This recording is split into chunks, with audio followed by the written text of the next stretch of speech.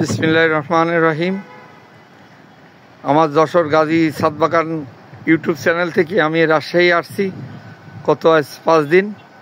আসার পরে আমরা যে বাসায় আছি পানকড়ি ডাবতলা ডাক্তার সাহেবের বাসায় আবিদ ছাদ বাগানে আসলাম।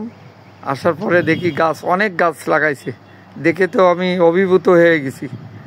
এই যে এই ভাই দেখাশোনা করেন এই ছাদ বাগানে, আপনাদেরকে দেখাচ্ছে গাছগুলো দেখেন কত সুন্দর। দেখেন গোরদ গাছের টমেটো কি পরিমাণে হয়েছে দেখেন। এই টমেটো গাছে একটু পানি লাগবে, দেখেন কি পরিমাণে ফল হয়েছে।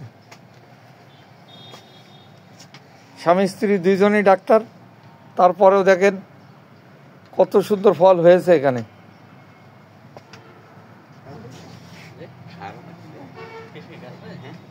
এই দেখেন রসুন লাগাইছে, এই যে বেগুন গাছ লাগাইছে, এই যে লাল পালন,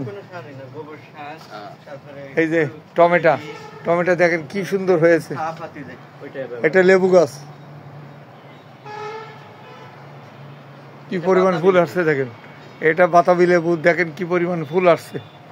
এটা শরবতি লেবু, মানে সিডলেস লেবু বলে, এটা সিডলেস লেবু, এটাও সিডলেস লেবু দেখেন। এই যে ফুল আসছে দেখেন, দেখার মতন। আমি ছাদের উপরে থেকে এই ভিডিওটি, এই যে ড্রাগন, প্রচুর ড্রাগন হয়েছিল, এই যে 2টা গাছ হয়েছে ড্রাগন। এই সিডলেস লেবু, এই সাথে অনেক ফল, এই ম্যাডামদের কিনে খাওয়া লাগে না। রাজশাহীর অরিজিনাল রাজশাহী দেখেন, ঐতিহ্য সারের বাগানে সব রয়েছে। হলুদ মালটা দেখেন দেখার মতন, এখনো গাছে ফল রয়েছে, আবার নতুন ফুল চলে আসছে, দেখার মতন। পেয়ারা গাছে কাটিং করা হয়েছে, বর্তমানে পেয়ারা কতগুলো রয়েছে দেখেন, অবিশ্বাস্য কারবার।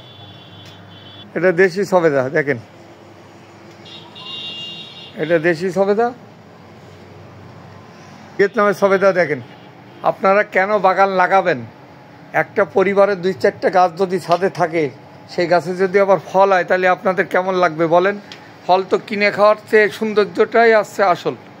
আপনার ছাদে আসলে যদি গাছে এই ধরনের ফল থাকে, আমি অবিশ্বাস্য হয়ে যাচ্ছি। এই গাছ কিন্তু আমারও রয়েছে, এই গাছটি। আমার কাছে এত ফল নেই, বর্তমানে 2-4টা ফল আছে সারের এইখানে, প্রচুর ফল দেখছি গাছে।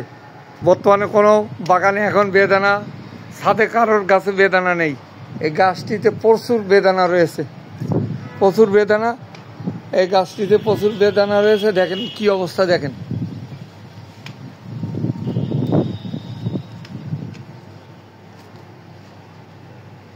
তাই আমার যশোর গাজী টিভি চ্যানেলটি সাবস্ক্রাইব করবেন, বেশি বেশি শেয়ার করবেন, পাশে থাকা বেল আইকনটি বেজে দেবেন। আমি এই ভিডিওটি তৈরি করলাম রাজশাহী ডাক্তার সাহেবের ছাদ বাগান থেকে। আসসালামু আলাইকুম।